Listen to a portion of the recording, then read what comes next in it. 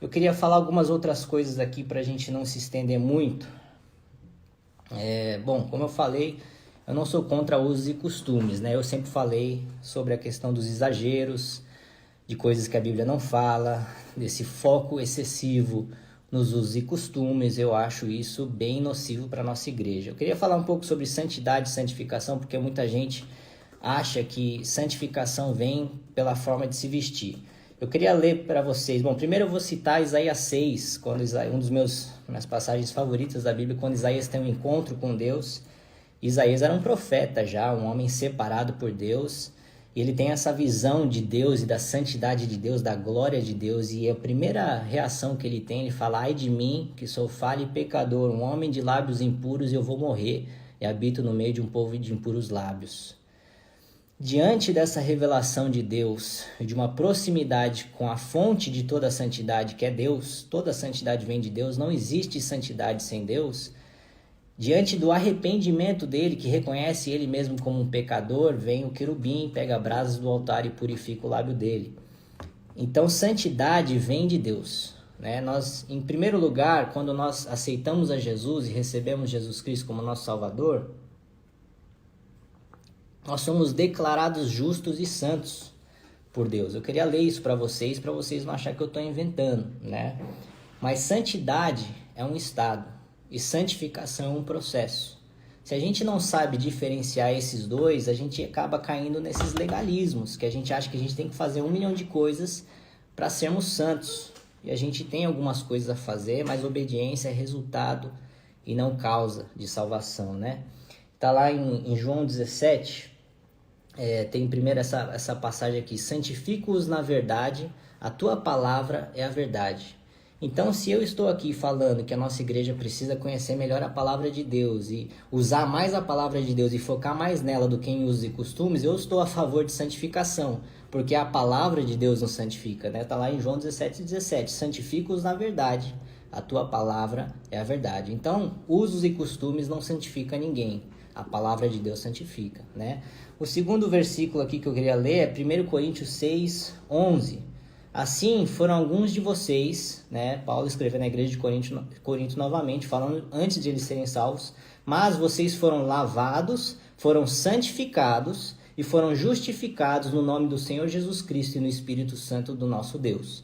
Então, quando a gente recebe o Espírito Santo, diante de Deus nós já somos santos, tá? Isso é um estado que nós recebemos, nós de graça, pela graça de Deus, nós somos declarados justos e santos uma vez que a gente aceita Jesus e recebe o Espírito Santo na nossa vida. Agora, o que é a santificação? A palavra de Deus diz que nós vamos sendo transformados de glória em glória à imagem e semelhança de Cristo. Isso é um trabalho do Espírito Santo em nossa vida.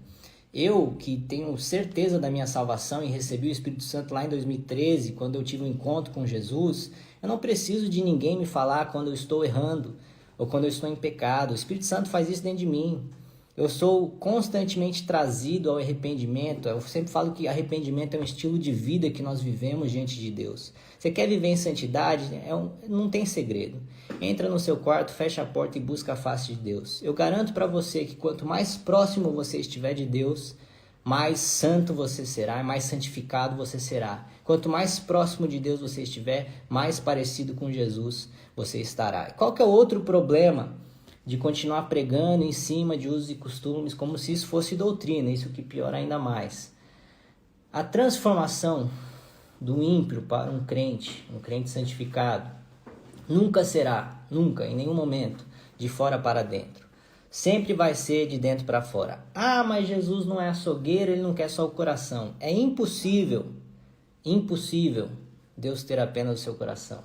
Está lá em Provérbios 4:23, acima de tudo que se deve guardar, guarde o seu coração, porque dele provém as fontes da vida. Se Deus tem o seu coração, ele tem o resto da sua vida. Se ele tem de fato o seu coração genuíno, você vai saber como falar, como se portar, como se vestir, a forma de viver, tudo, porque o seu coração está em Deus. Se você tem intimidade com Deus, você vai viver em santidade. É impossível estar próximo de Deus e não viver em santidade. E Jesus combatia esse foco no exterior. O que mais Jesus fez aqui na terra, uma das coisas que ele mais falou diante da multidão, foi criticar os fariseus que faziam exatamente isso, que focavam no exterior que focavam nos costumes e tradições da religião judaica. Eu queria ler para vocês de Mateus 23, versículo 26, algo que Jesus falou que é muito em cima disso que eu estou falando, só que as pessoas não acreditam em mim, então eu vou ler da palavra de Deus, né? Jesus falando para os fariseus, Mateus 23, 26. Fariseu cego, limpe primeiro o interior do copo e do prato, para que o exterior também fique limpo. E ele falou também, nessa mesma passagem, vocês que limpam o exterior, mas o interior está completamente imundo. Se usos e costumes transformasse alguém, eu não precisaria nem estar aqui, gente. Eu não precisaria estar aqui fazendo pronunciamento, apanhando em rede social, apanhando, fazendo tudo. Porque eu sou a prova viva que religião não muda a vida de ninguém. Eu nasci e fui criado na Igreja de Deus e Amor, neto de Davi Miranda, filho de pastor, filho de cantora. Eu fui ter um encontro com Jesus e Jesus transformou minha vida. Religião nunca transformou nada, né? Então Jesus é o caminho à santidade, não a santidade é o caminho até Jesus. Então se você quer viver uma vida santa, que é o que nós somos chamados para viver, conheça Jesus, esteja em intimidade com Ele, entra no seu quarto, fecha a porta e busca a face de Deus. Esse é o grande legado de Davi Miranda. Davi Miranda foi um gigante da fé. Por quê? Porque ele tinha intimidade com Deus, ele permanecia na presença de Deus, ele orava e jejuava mais do que qualquer pessoa que eu conheço. E foi isso que fez o homem gigante da fé que ele foi, né? Esse é um dos exemplos que ele nos deixa, sua fé, sua intimidade com Deus, sua perseverança, né? O poder de Deus através da vida dele. Isso é legado do Davi Miranda, né? Mas agora a gente, por conta de tudo aquilo que Deus fez através da vida dele, exigir dele uma teologia completa é um grande equívoco, né? A diretoria tomou a sua decisão, eu já estou aqui encaminhando para o final. Eu queria falar um pouco das consequências da não mudança, né? Porque foi esse o tom, olha, nós não vamos mudar, vai tudo ficar igual. Isso eu queria dividir um pouco da minha dor, porque a minha dor é a dor do povo. A minha dor é de você que está me assistindo, ou você que faz parte da nossa igreja, ou às vezes você já saiu da nossa igreja, ferido pela religião. É por vocês que eu luto, cara. Eu luto por vocês. Eu luto por aqueles que ficaram de banco por usar uma calça jeans. Eu luto por vocês que foram proibidos de tocar uma bateria na sua igreja. Eu luto por vocês que viram aqui na sede mundial mesmo, quando o templo que a gente tem aqui, ele é tão grande que ele tem diversos pontos cegos, né? Se você for lá na galeria, você não consegue nem ver o púlpito. Aí quando nós colocamos o telão lá, foi uma murmuração, porque a igreja está acabando e é doutrina, e a gente sabe que a Bíblia não fala absolutamente nada contra isso. Hoje, todo mundo desfruta do telão e consegue ver, né? Na festividade agora que tivemos de 60 anos, todo mundo conseguiu ver pelo telão lá. Eu luto por vocês que estão com fardos pesados nas suas costas. Eu luto por um filho de pastor, que eu falei 2 semanas atrás. Não vou divulgar o nome, não estou aqui para acusar ninguém. Luto por um filho de pastor que estava tão ferido com essa cultura legalista, com essa cultura de julgamento do exterior, com essa cultura de fardos pesados, com essa cultura opressora, com essa cultura que não representa o Evangelho de Jesus Cristo, que estava prestes a ir para a Igreja Católica. Filho de pastor, cara. Nascido e criado na nossa igreja. E eu o acolhi com dor no meu coração. Falei, olha, cara, vem cá porque eu sei o que você passou. Eu sei o que as mulheres sofrem no meio da nossa igreja, que muitas foram por tanto tempo proibidas de depilar suas pernas e foram motivos de chacota nas suas escolas. Eu luto por aquelas meninas que sofreram zombarias na escola pelo tamanho do seu cabelo. Eu luto por essas pessoas. Eu luto por essas pessoas que sofrem por conta de usos e costumes exagerados que a Bíblia não cobra. Eu luto por vocês. É por isso que eu dei minha cara a tapa.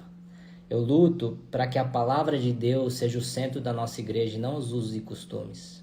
Eu não sou contra os bons costumes, mas o centro da igreja tem que ser a palavra de Deus. Tem que ter um conhecimento bíblico. Até pouco tempo atrás, a teologia era condenada na nossa igreja. Pastor Odair Gomes, que é um amigo pessoal meu, fez o meu casamento, apresentou a Charlotte agora, no aniversário de 60 anos. Ele falou no podcast lá, o Reset, que a gente faz, que quando ele começou a estudar teologia, ele fazia isso escondido. Porque ai daquele que descobrisse que ele estava cursando a teologia. Teologia é o estudo de Deus, é estudar a Bíblia. Eu luto por isso aqui, gente. Eu luto pela palavra de Deus, cara. Eu luto para que essa igreja conheça o Deus que eu conheci. Um Pai bom, um Deus amoroso, um Deus de graça. Tá no letreiro da igreja, tá na fachada. Deus é amor. E às vezes a nossa cultura de usos e costumes tem apresentado um Deus carrasco que está pronto para punir, pronto para matar, pronto para degolar, para destruir. Não foi esse Deus que eu conheci. O Deus que eu conheci é muito bom. É um Deus que vai lá no meio da lama buscar pecadores para salvação. Jesus sentava com prostitutas e fariseus e publicanos e falava: Zaqueu, publicano, hoje eu vou jantar na sua casa. Hoje veio salvação sobre a sua casa, um publicano. Jesus sentava com esses pecadores. E a gente é proibido de pregar o evangelho em outras igrejas, né? É por isso que eu luto. E dói meu coração. Eu quero apresentar o evangelho genuíno, que é um relacionamento com Deus e não uma série de regras. O evangelho é maravilhoso, gente. O evangelho transformou minha vida, cara. Eu acredito no evangelho. Eu acredito na Igreja de Deus e Amor, é por isso que eu luto. Eu não vou desistir da Igreja de Deus e Amor, porque Deus não desistiu dessa igreja. Ah, mas a igreja cresceu com essa doutrina, cresceu até a década de 80, 90.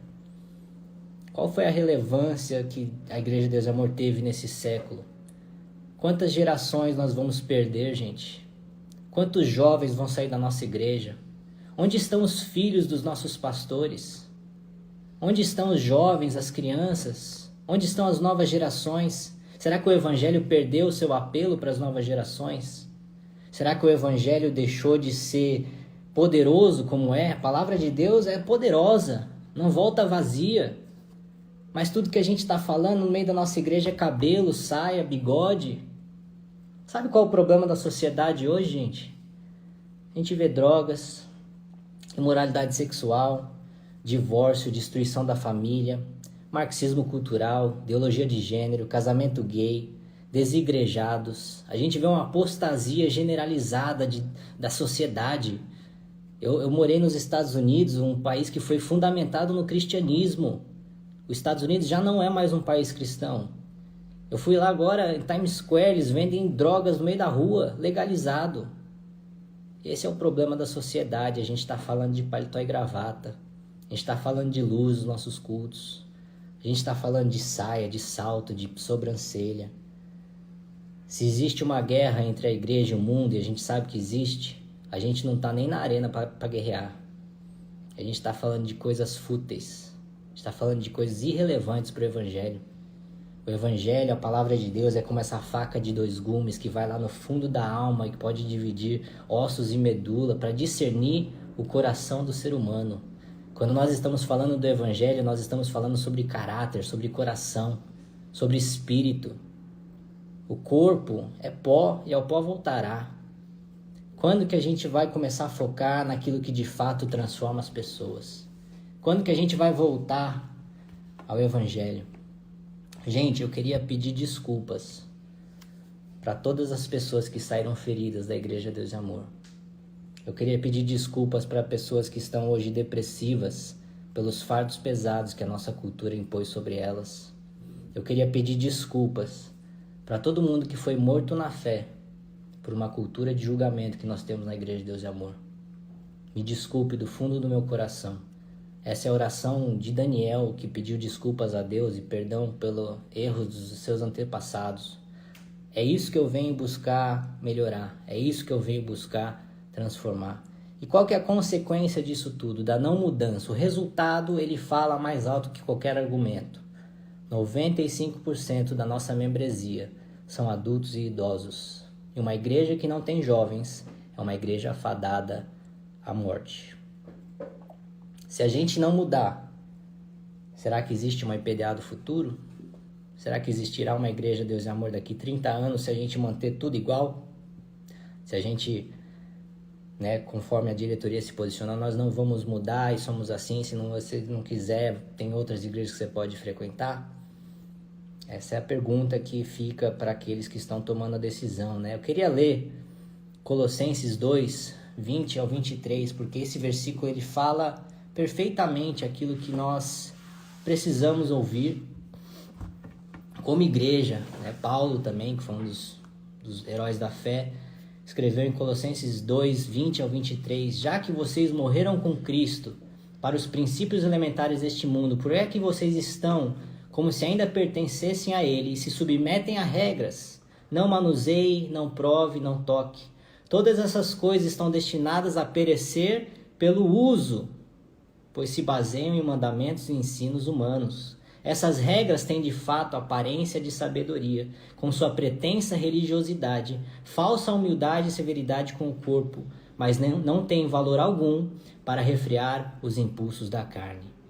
Quantas pessoas a gente vê vestidos de paletó e gravata, vestidos a caráter, conforme os usos e costumes da nossa igreja, estão na pornografia, estão no adultério, estão mentindo, estão roubando.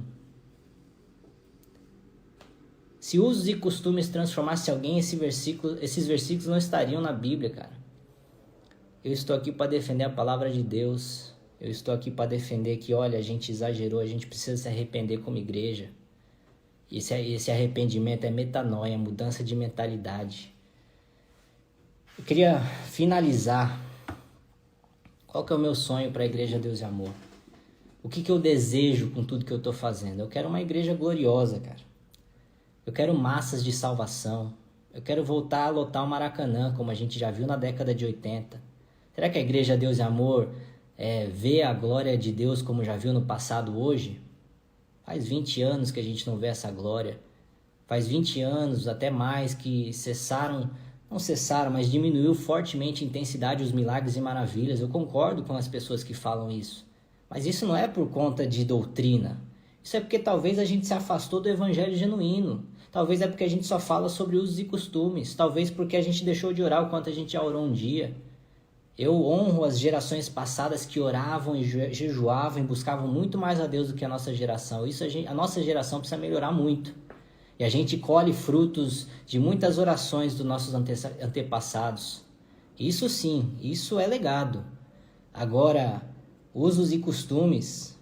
Gente, eu desejo ver esse gigante adormecido que é a Igreja de Deus e Amor despertar para o século 21 e voltar a alcançar as massas, voltar a ver os milagres e maravilhas, voltar a ver explosão de milagres, voltar a ver o poder de Deus e a sua glória.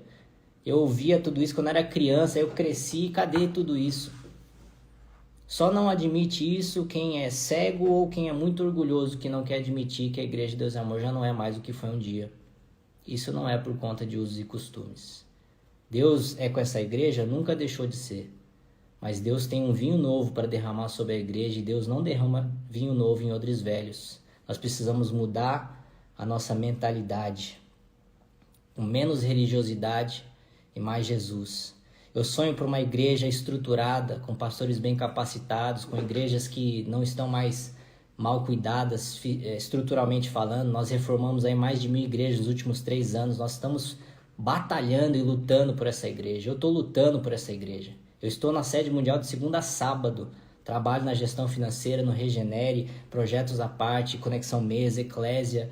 Eu estou me doando. Em 2020, eu cometi o erro de cuidar mais da igreja do que da minha família. Eu pedi perdão para minha esposa, que está aqui me acompanhando na live. Isso está errado.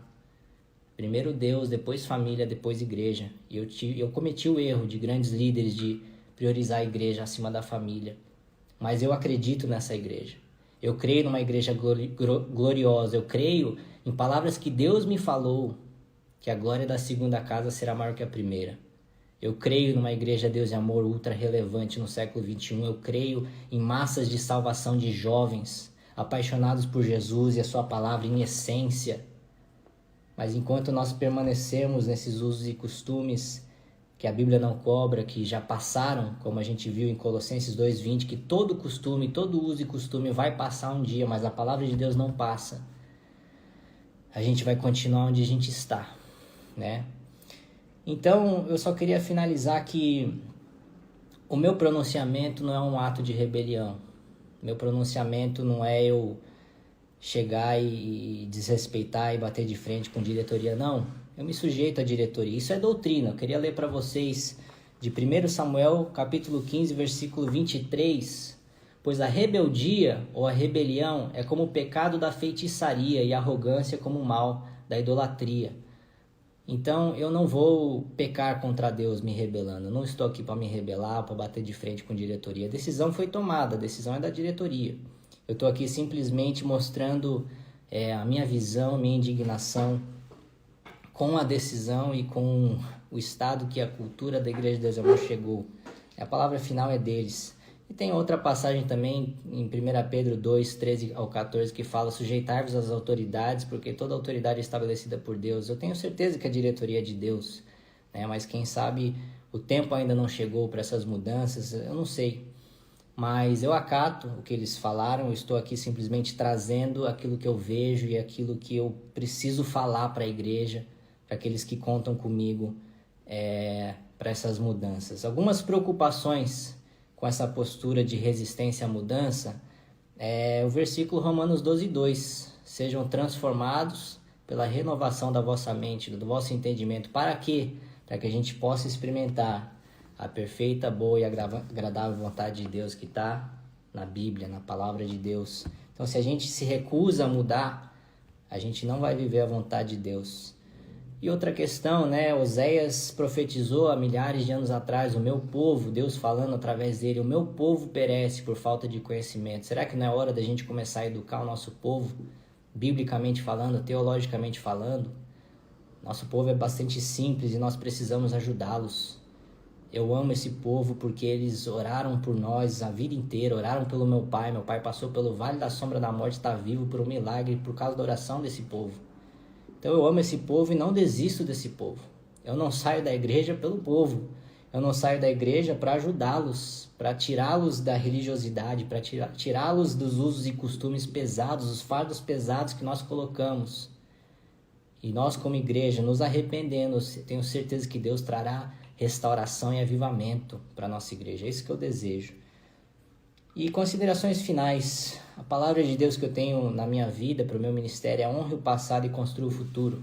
Deus me falou essas palavras, Então eu honro o que as antigas gerações fizeram, o que o Davi Miranda fez. Ele foi um homem diferente, um homem com uma unção sem igual, que fez coisas magníficas que eu não imagino que serão feitas através da minha vida. Eu não acho que eu vou ser maior que o Davi Miranda e nem pretendo ser. Ele foi meu avô, foi um gigante da fé. Eu honro tudo isso, mas mudanças são necessárias para a gente construir o presente e o futuro.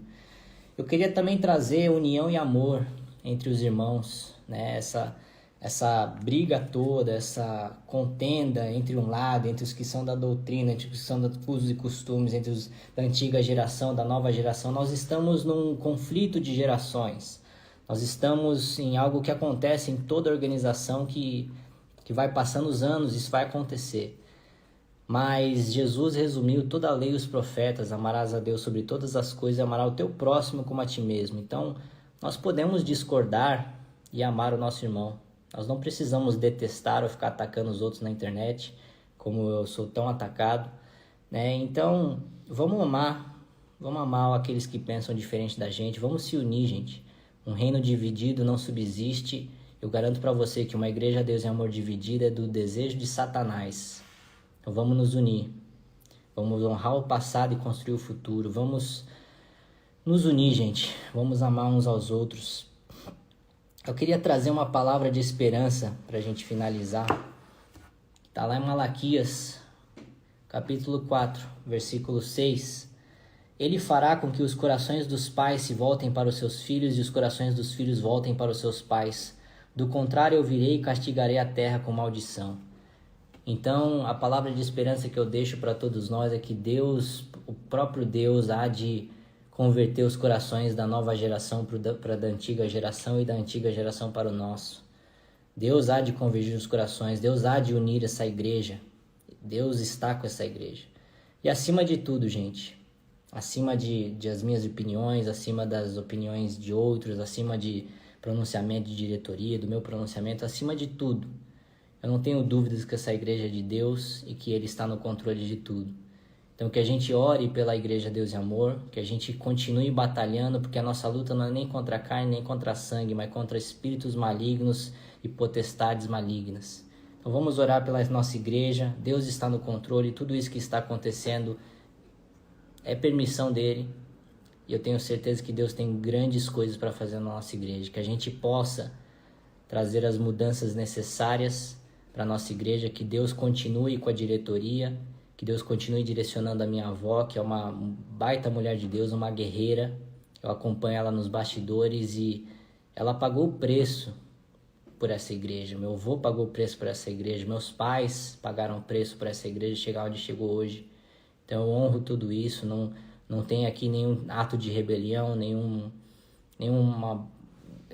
confronto, nenhuma afronta, nada disso. Vamos continuar em frente, que Deus continue nos direcionando, nos iluminando, para que essa igreja continue avançando e Deus derrame a glória da segunda casa, que será maior que a primeira. Amém, gente? Que Deus abençoe vocês, compartilhem esse vídeo aí, porque eu acho que ele é bastante relevante, e que Deus esteja com a nossa igreja. Que Deus abençoe e uma boa noite a todos.